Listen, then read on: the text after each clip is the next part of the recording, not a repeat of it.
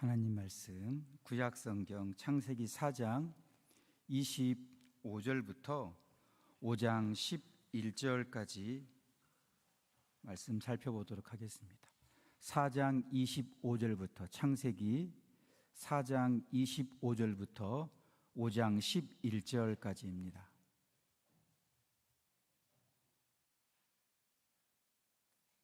창세기 4장 25절부터 5장 11절까지 한 절씩 교독하여 봉독하도록 하겠습니다. 아담이 다시 자기 아내와 동침하매 그가 아들을 낳아 그의 이름을 셋이라 하였으니 이는 하나님이 내게 가인이 죽인 아벨 대신에 다른 씨를 주셨다 함이며, 셋도 아들을 낳고 그의 이름을 에노스라 하였으며 그때 사람들이 비로소 여호와의 이름을 불렀더라. 이것은 아담의 계보를 적은 책이니라. 하나님이 사람을 창조하실 때에 하나님의 모양대로 지으시되 남자와 여자를 창조하셨고 그들이 창조되던 날에 하나님이 그들에게 복을 주시고 그들의 이름을 사람이라 일컬으셨더라. 아담은 130세에 자기의 모양 곧 자기의 형상과 같은 아들을 낳아 이름을 셋이라 하였고, 아담은 셋을 낳은 후 800년을 지내며 자녀들을 낳았으며 그는 930세를 살고 죽었더라. 셋은 105세에 에노스를 낳았고 에노스를 낳은 후 807년을 지내며 자녀들을 낳았으며 그는 912세를 살고 죽었더라. 에노스는 90세에 게난을 낳았고 게난을 낳은 후 815년을 지내며 자녀들을 낳았으며 같이 합니다. 그는 950 살고 죽었더라. 아멘. 최초의 신앙 부흥이라는 제목으로 말씀 나누겠습니다. 제목만 들으면 되게 은혜스러울 것 같죠? 제가 잘 전해야 또 은혜가 될 것인데, 네, 잘 모르겠습니다. 2001년에 세계적으로 큰 사건이 있었는데 혹시 기억나실까요? 네, 그렇죠. 9.11 그 미국 무역센터 두 빌딩이 그 오사마 빈 라덴 그 세력들의 어떤 그 모의 속에서 무너지는 그게 큰 사건이 있었죠. 근데 뭐 그 사건을 보고 굉장히 저는 이 심히 복잡했습니다. 다른 게 복잡한 게 아니라 이제 곧 호주로 교환학생을 가야 되는데 이 비행기가 뜰지 안 뜰지를 모르고 그 사고의 여파 때문에 되게 어수선하고 다 이렇게 돈도 지불하고 다 사인까지 마쳤고 했는데 이제 교환학생 갈 수 있을지 없을지 꿈을 품고 이제 유학의 길에 오르려 했는데 그런 염려 때문에 뭐 그 사건도 좀 비극이었지만 그것보단 더 이제 저의 어떤 개인적인 일 때문에 좀 많이 걱정을 했던 것 같습니다. 이제 호주 교환학생을 갔었는데 호주가 이렇게 있으면 저는 이제 북쪽에 퀸즐랜드 그리고 이제 제가 있던 곳은 사람이 살 수 없는 사막 바로 옆에 있는 투움바라는 곳이었습니다. 유니버시티 오브 서던 퀸즐랜드 학교 이름이 잘 오래됐고 생각이 안 나는데 거기서 이제 한 학기 동안 교환학생 이제 그 수업을 하러 갔는데 이제 믿음이 있으니까 교회를 나가야죠. 그죠? 교회를 나가야 되는데 하숙집 아주머니한테 교회가 어디냐 물어봐도 몰라요. 그 아주머니가 교회를 안 다녀서. 근데 학교에서 이제 교회를 가고 싶은데 어떻게 하냐 했더니 그 지역에 있는 이 어떤 교회를 하나 이렇게 소개를 해 주더라고요. 근데 이제 보통 외국은 걸어 다니지 않습니다. 너무 거리가 멀기 때문에 차를 타고 다닙니다. 제가 되게 별종이었나 봐요. 그 먼 거리를 걸어서 교회를 갔습니다. 되게 그 주인들이 좀 저를 이상하게 쳐다봤어요. 왜냐하면 일반적으로 행동을 안 하니까. 어쨌거나 이제 교회를 갔습니다. 처음 교회를 갔는데 거기 호주는 장로교보다는 침례교가 조금 더 많이 활성돼 있습니다. 처음 가서 딱 설교를 듣는데 알아들을까요? 못 알아듣죠. 그냥 예배만 드리러 갔습니다. 못 알아듣고 그냥 안에 있다가 알아듣는 말만 들으고 그렇지고 나머지는 다 그냥 머리 지나가는. 지금은 좀 다르겠지만. 근데 이제 처음 교회 갔는데 처음 교회 이방인이 갔다고 해서 그 교회 한 가정에서 저를 그날 점심 초대를 해 주셨습니다. 제가 낯을 가려서 잘 안 가려고 했는데 그래도 이제 초청을 해주니까 가서 이제 점심을 먹었습니다. 말도 제대로 못 알아듣고 이게 내가 영어를 배우러 갔지 영어를 하러 간 것도 아니고. 그래서 이제 약간 가시방석인 것처럼 이제 앉아서 밥을 다 먹고 이제 이렇게 난 다음에 아주머니가 저한테 이름이 뭐예요 물어보더라고요. 그래서 자신 있게 My name, 써니 이렇게 대답을 했습니다. 제 이름을 얘기하고 이제 하다 보면서 이제 그 자기 아이들의 이름을 이렇게 얘기를 해주는데 뭐 다니엘, 뭐 룻, 뭐 다 성경에 있는 이름이죠. 근데 막둥이 이름을 제가 딱 물어봤더니 셋 그러는 거예요. 하나 둘 셋도 아니고 이게 뭐지? 분명히 성경 안에 있는 이름일 텐데 셋 뭐지? 하고 이제 그냥 의문을 남기고 그냥 지나갔습니다. 시간이 흘러 이제 한국에 돌아와서 성경을 읽다가 오늘 딱 본문을 보니까 셋이 나오는 거예요. 그 아줌마 아들의 이름이 이 셋이었구나. 오늘 보면 그 25절이죠.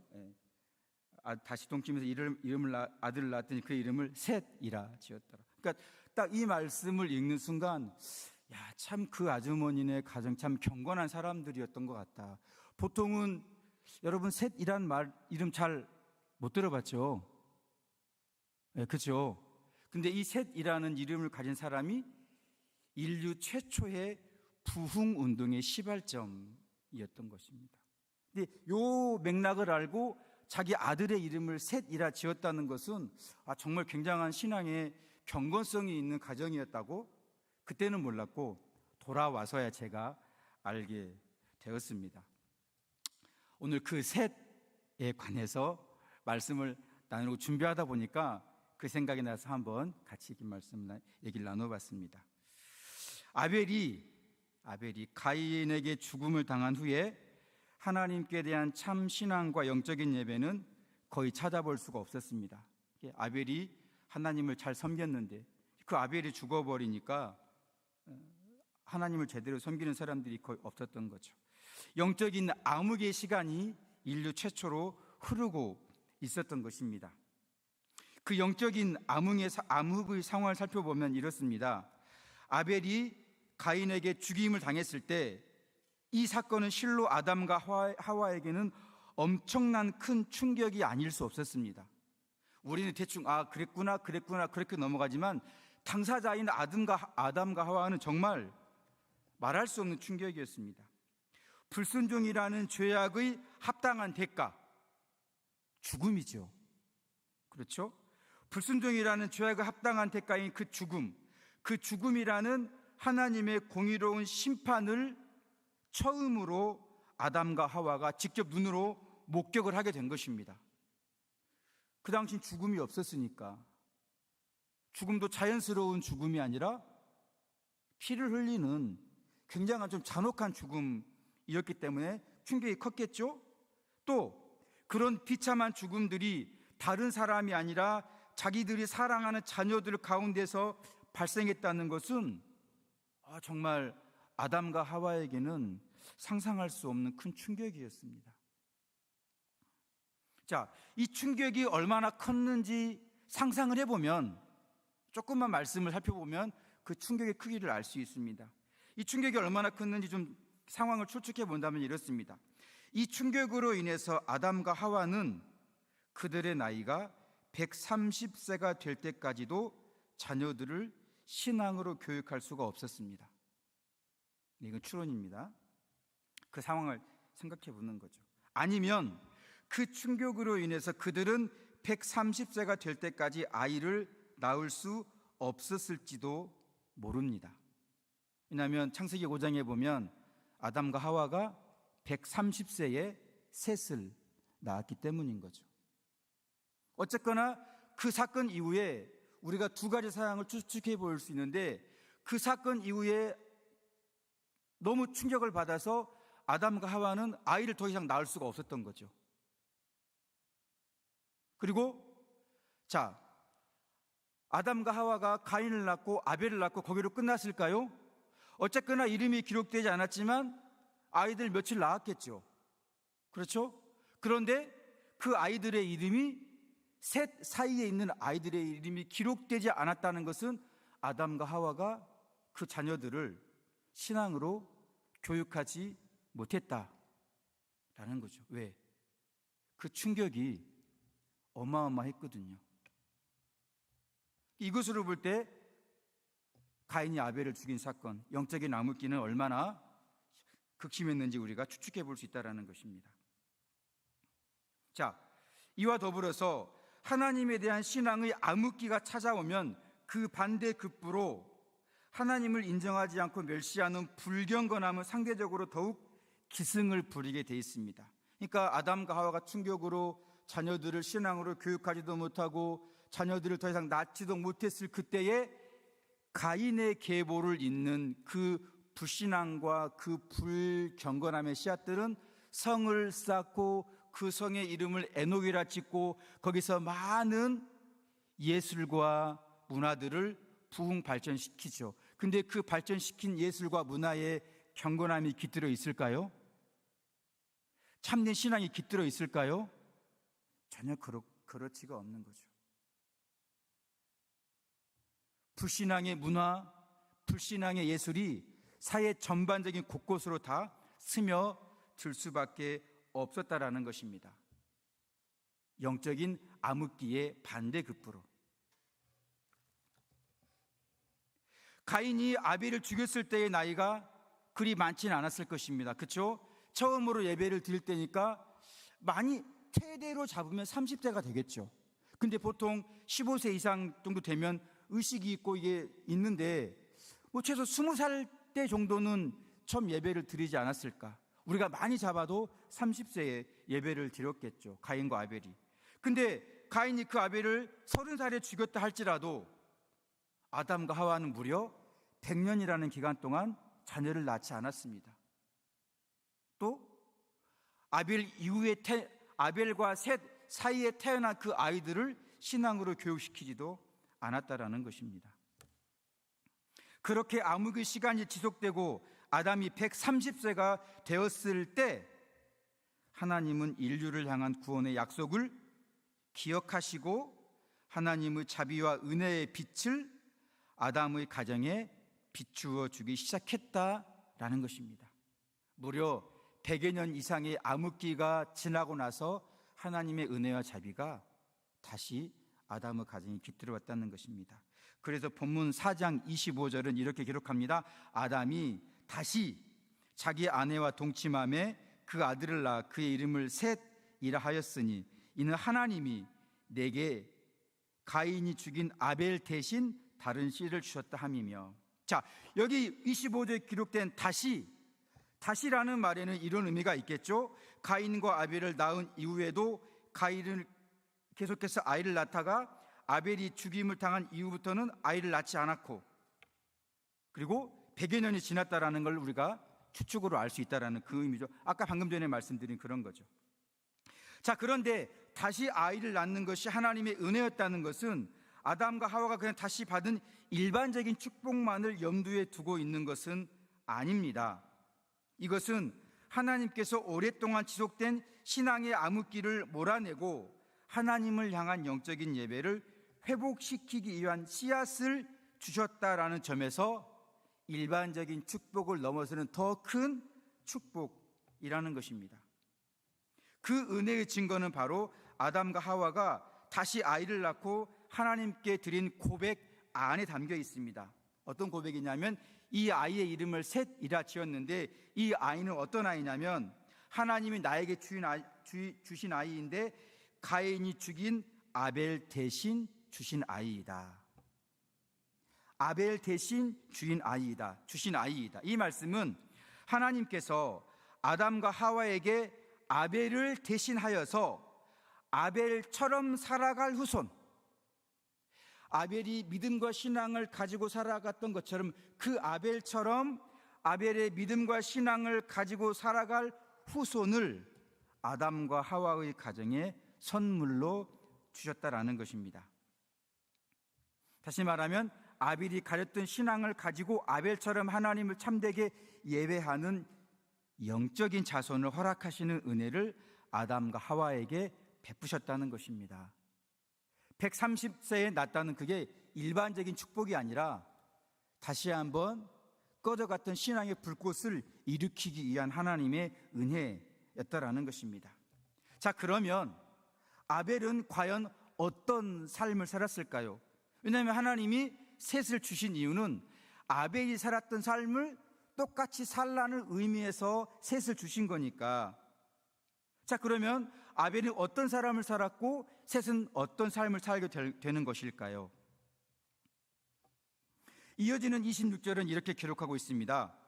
셋도 아들을 낳고 그의 이름을 에노스라 하였으며 그때의 사람들이 비로소 여호와의 이름을 불렀더라. 비로소 여호와의 이름을 불렀더라. 그렇습니다. 아벨이 살았던 삶은 여호와의 이름을 부르는 삶이었습니다. 아벨이 여호와의 이름을 부르는 삶을 살았기 때문에 이제 그 아벨 대신해서 셋을 주셨는데 그 셋이 아벨을 대신해서 여호와의 이름을 부르는 삶을 살았다라고 26절이 기록하고 있는 것입니다. 자, 근데 비로소라는 말씀이 있죠. 비로소라는 말은 어느 시점부터 끊겼던 것이 지금에서야 다시 새롭게 시작됐다라는 그런 의미잖아요. 그렇죠? 비로소라는 말이. 그러니까 셋은 아벨의 죽음 이후로 끊겼던 하나님에 대한 그 신앙의 삶을 다시 살게 되었는데 그 신앙의 삶이 바로 여호와의 이름을 부르는 것이었다라는 것입니다. 신앙의 부흥, 마치 종교개혁 때의 신앙의 부흥이 일어났던 것처럼, 그리고 바벨론 포로에서 돌아와 에스라와 함께 신앙의 부흥을 경험했던 그 이스라엘 백성들의 부흥처럼 새로운 신앙의 불꽃이 타오르는 그 부흥이 셋의 가족을 통해 아벨을 대신해서 시작되었다라는 것입니다. 자, 그러면 여호와의 이름을 부르는 삶이란 어떤 삶일까요?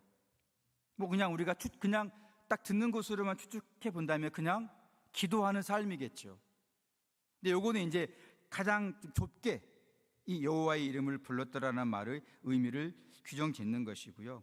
성경에서 여호와의 이름을 부르는 삶이란 하나님을 향한 예배의 모든 부분을 포함한 경건과 믿음의 삶이 되는 것입니다. 우리가 4월 27일 날 저와 함께 여기서 나눴던 말씀 있지 않습니까?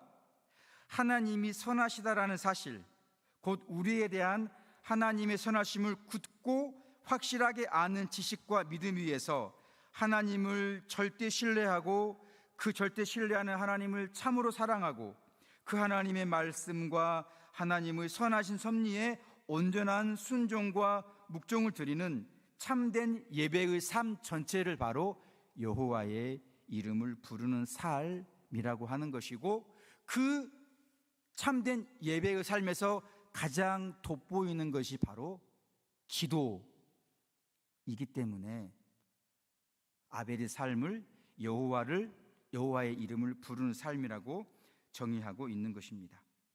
자, 이 신앙이 하나님에 대한 선하심을 확실히 믿기 때문에 절대 신뢰하는 거죠. 지난 그 주일에 말씀 드렸던 것처럼 이 세상에 일어나는 모든 것 하나하나가 다 빠짐없이 하나님의 허락 없이는 일어나지 않기 때문에, 그 말씀에 설교를 하고 나서 그 다음 주일에 저 창가에 유리를 보았는데 바람이 막 이렇게, 바람에 나무가 이렇게 막 휘둘리는 거예요. 너무 다양하게. 근데 정말 이 세상에 일어나는 모든 일들이 다 하나님의 허락 없이는 일어나지 않는다면, 정말 저 나무 흔들리는 하나하나들이 다 하나님의 지휘에 따라 움직이는 거네 라는 생각이 들면서 참 놀랍다. 저 자연을 향하여서도 하나님이 저것들 하나하나를 세미하게 다스리신다면 우리의 삶은 어떠할까? 그러니까 우리의 하나님의 선하심을 믿는다면, 절대적으로 신뢰할 수밖에 없다면, 우리에게 일어나는 일이 어떤 거라 할지라도, 우리 눈에 보기에 좋든지 우리 눈에 보기에 괴롭고 힘겹든지, 그 모든 것들은 다 하나님의 선하심 아래서 내 영혼의 유익을 위하여 하나님께서 의도를 가지고 의도적으로 내게 주셨다라는 것입니다. 그 사실을 믿게 된다면 그 누가 이 세상을 살아가면서 어떤 일이 찾아온다 할지라도 낙심할 수 있겠습니까? 정확하게 우리 모두가 그 찾아오는 일들 하나하나에 낙심이 되고 힘이 떨어진다면, 유감스럽지만 저를 비롯해 우리 모두가 다 하나님을 절대적으로 신뢰하지 못하고 있다는 뜻이고요. 그와 더불어서 하나님이 우리를 향하여 선하시다는 사실을 절대적으로 믿지 않고 있다는 것이죠. 물론 부분적으로는 믿을 수 있겠지만, 그러나 하나님은 부분적인 믿음을 원하지 않는다는 것이죠. 온전한 믿음, 완전한 믿음을 원한다라는 것입니다. 이것이 바로 아벨이 살았던 삶의 방식이었던 것이고, 셋이 그 삶을 이어받았던 것입니다. 사랑하는 성도 여러분, 우리가 잠깐 생각해 볼 게 있는데, 과연 우리는 이 하나님에 대한 선하심, 그로 말미암아 하나님을 향한 절대 신뢰, 그로 말미암아 하나님을 참으로 사랑하는 진실한 사랑, 그로 말미암아 나오게 되는 하나님 말씀에 대한 절대 순종, 이 은혜를 어디에서 회복할 수 있을까요? 여러 가지 통로가 있을 것입니다. 우리 삶 가운데 베풀어 주신 은혜를 보고서 그렇게 하나님의 은혜를 깨달을 수 있을 것입니다. 그렇지만 우리 구주 예수 그리스도의 십자가 아래서보다 하나님의 선하심을, 나를 향한, 나 같은 사람을 향한 하나님의 선하심을 보고 배울 수 있는 곳이 십자가 말고 또 다른 것이 어디 있을까요? 로마서 8장 30절 이후는 그걸 말하고 있죠. 아들을 아끼지 아니하신 분이 뭘 더 아끼겠느냐. 그 뒤에 고난과 환란이 쭉 나옵니다. 설령 이런 것들이 온다 할지라도 그것들이 우리를 향한, 그리스도 안에 있는 우리를 향한 하나님 사랑에서 끊을 수 있겠느냐. 사도 바울은 정말 이 아벨이 가졌던 하나님에 대한 선하심, 그리고 그 선하심에 대한 절대 신뢰를 가지고 있었던 것입니다. 그렇기 때문에 십자가를 바라보면서 그 모든 환난과 그 모든 역경과 그 모든 괴로움 속에서도 누가 그리스도 안에 있는 하나님의 사랑, 나를 향한 그 사랑을 끊을 수 있겠느냐? 무엇이 끊을 수 있겠느냐? 여러분, 이 고백은 십자가 아래서가 아니면 그 어디에서도 확인할 수 없고 확신할 수도 없습니다. 사랑하는 성도 여러분, 우리는 이런 말씀들을 들을 때 잠깐 십자가를 생각하며 고개를 끄덕입니다. 그리고 돌아가서는 그 이후로 우리는 십자가를 전혀 생각하지 않습니다. 아닐까요?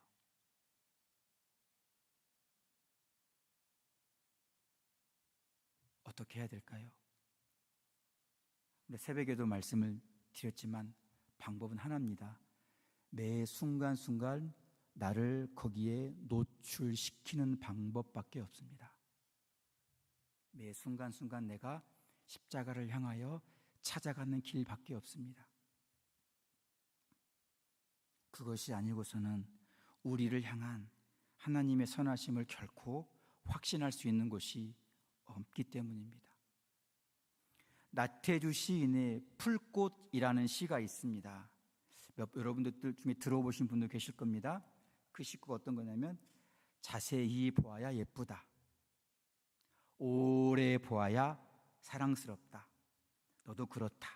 물론 이분이 그 시를 쓴 맥락과 제가 지금 이 읊조린 맥락의 의미는 다릅니다. 제가 그분이 그 풀꽃, 하찮은 풀꽃을 바라보고 이 하찮은 풀꽃도 오래 보면 예쁘고 하찮은 풀꽃도 계속 보면 사랑스러운 것처럼 우리가 십자가를 계속 쳐다보고 또 쳐다보고 또 쳐다보고 또 쳐다보고 바라본다면 그 안에 담겨있는 하나님의 사랑을 우리가 어떻게 알지 못할 수 있겠습니까? 라는 그 맥락에서 말씀을 드린 것입니다. 그 하찮은 것도 오래 보고 자주 보면 그 아름다움의 매력을 알 수 있다면 하물며 그 놀라운 십자가, 그걸 우리가 계속 보는 수밖에 없습니다, 여러분. 우리가 이런 말씀을 들을 땐 다 알죠. 이게 처음 들어본 말씀은 아니지 않습니까? 처음 들어본 말씀은 아님에도 불구하고 우리가 이 절대적인 신뢰와 절대적인 선하심에 대한 믿음과 사랑과 온전한 순종을 갖고 있지 않다는 것은 우리가 십자가를 보고 지나쳐버리기 때문은 아닐까요?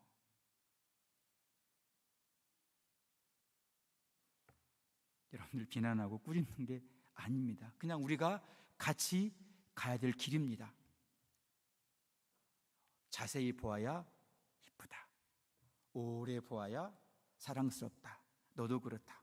자세히 보면 하나님의 은혜를 알 수 있습니다.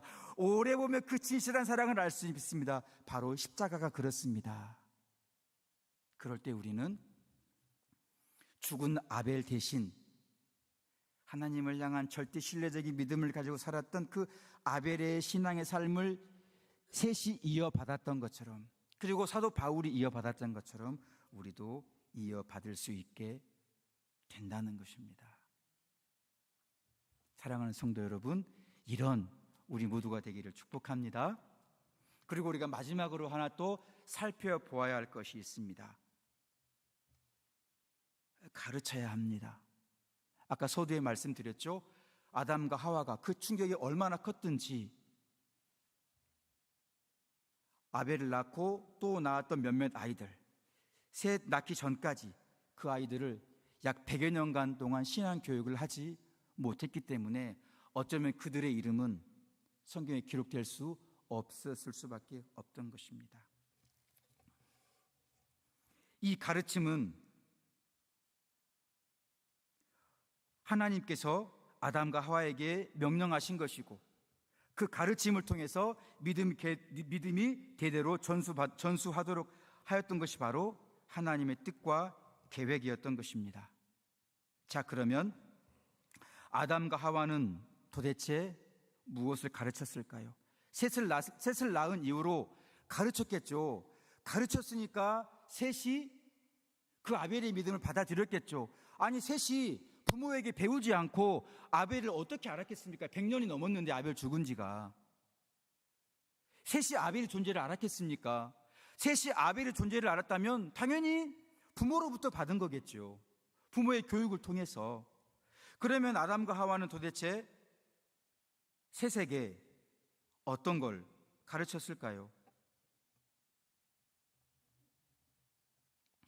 바로 이것입니다. 인간의 타락, 그리고 구원의 약속, 그리고 그 약속에 대한 믿음과 소망을 갖도록 하는 것이었습니다. 인간의 타락, 너무나 잘 봤지 않습니까? 자기가 타락한 이후에 에덴 동산에서 쫓겨났습니다.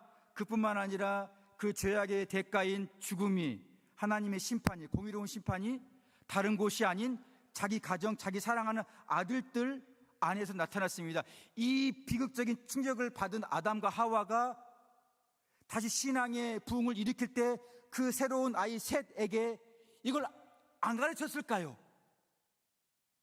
안 가르쳤다면 말이 안 되는 거죠.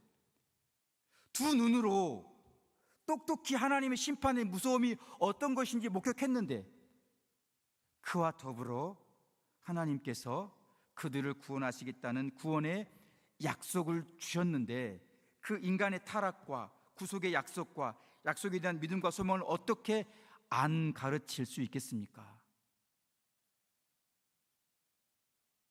그렇지 않습니까?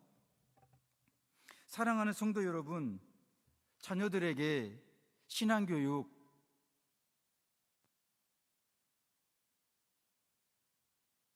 어떤 신앙교육일까요?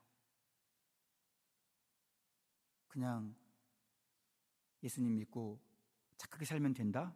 물론 그게 정답이죠. 정답이죠. 그렇지만 우리가 더 하나님께 가까이 나아가야 되기 위해서는 바로 이거를 가르쳐야 한다는 것입니다. 오늘 본문 5장 1절은 이렇게 말하고 있습니다. 이것은 아담의 계보를 적은 책이라. 하나님이 사람을 창조하실 때에 하나님의 모양대로 지으시되. 자, 여기 있는 이 말씀은 5장 1절의 말씀은 하나님께서 사람을 하나님의 모양대로 지으셨다라고 말씀하고 있죠. 이 말씀은 하나님의 창조하심이 완전하고 거룩하다는 걸 인정하는 거죠. 그렇죠? 그런데 그와 더불어 아담과 하와는 5장 3절에 이렇게 말씀하고 있습니다. 아담은 130세에 셋을 낳은 나이죠. 130세에 아들을 낳았습니다. 아들을 어떻게 낳았을까요? 자기의 형상과 자기의 모양을 따르는 자기 아들을 낳았습니다.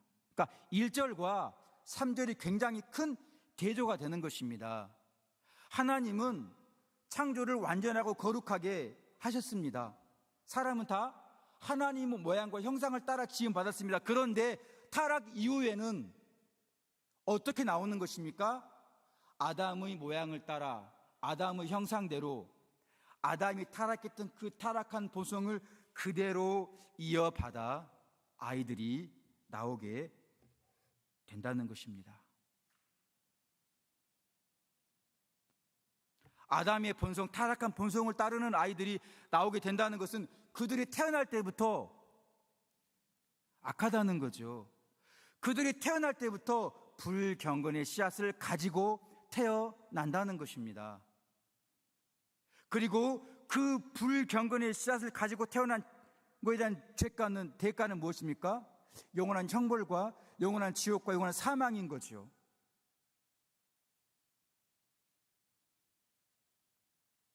그러나 하나님이 거기에서 구원을 약속하셨고 또 그렇게 구원받은 삶 이후에는 죄와 상관없는 거룩한 삶을 살아야 한다는 것을 아담이 셋 이후의 자손들에게 어떻게 안 가르칠 수 있었겠습니까?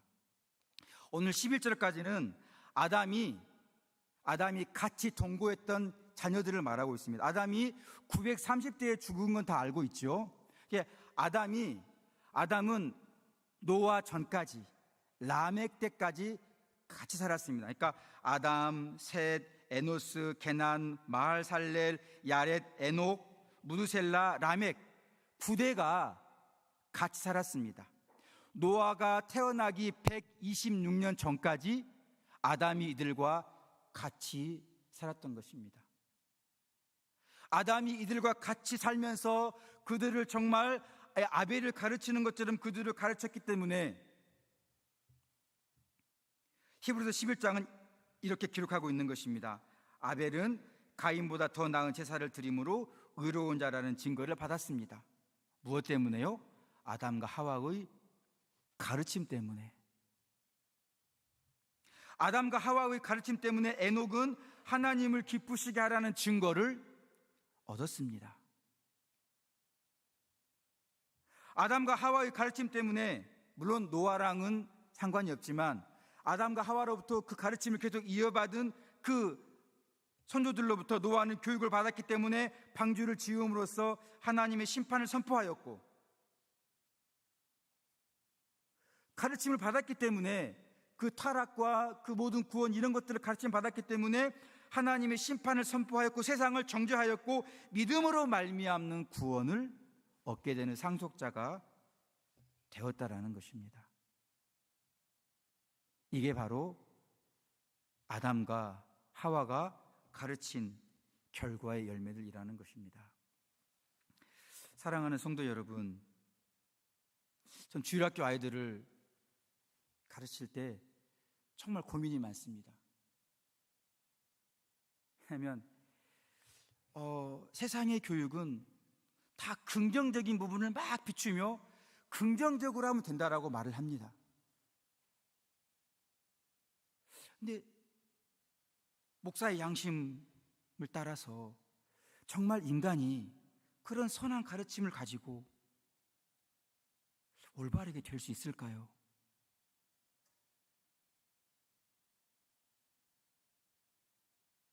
하나님은 하나님의 모양과 형상대로 사람을 만들었지만 아담과 하와는 하나님의 모양과 형상이 아니라 자기 모양과 자기 형상을 따라 자기 아들들을 낳았습니다. 인간의 타락한 본성이 그리스도 예수의 십자가의 죄 용서의 은혜와 그걸 통해 성령의 내주하심, 성령의 거룩하게 성령께서 내주하셔서 그들을 말씀으로 가르침을 통하여서 그들을 거룩하게 만들지 않으신다면 과연 인간이 하나님 앞에서 아벨처럼 거룩한 삶을 살아갈 수 있을까요?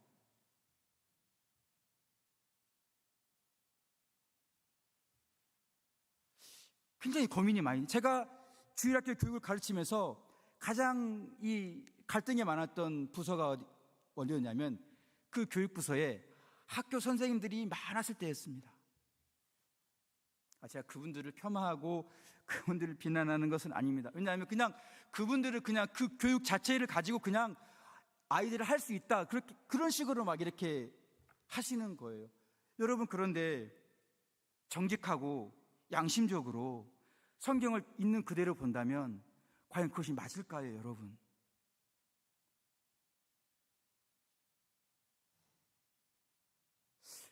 저는 도저히 목사의 양심으로 동의가 안 됩니다. 그리고 저는 그렇게 부르심을 받지 않았습니다.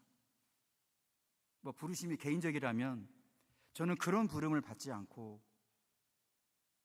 죄악에서 구원하신 그리스도 예수의 은혜를 전파하고 그 은혜로 말미암아 성령이 우리 영혼 안에 내주하게 되시고 그 내주하시는 성령의 거룩하게 하심의 은혜로 말미암아 인간의 영혼이 거룩해지고 인간의 영혼이 살아난다는 이 진실한 소망이 오직 성경 안에 있다는 이것을 전하고 가르치라는, 저는 그 부르심을 받고 여기 왔습니다.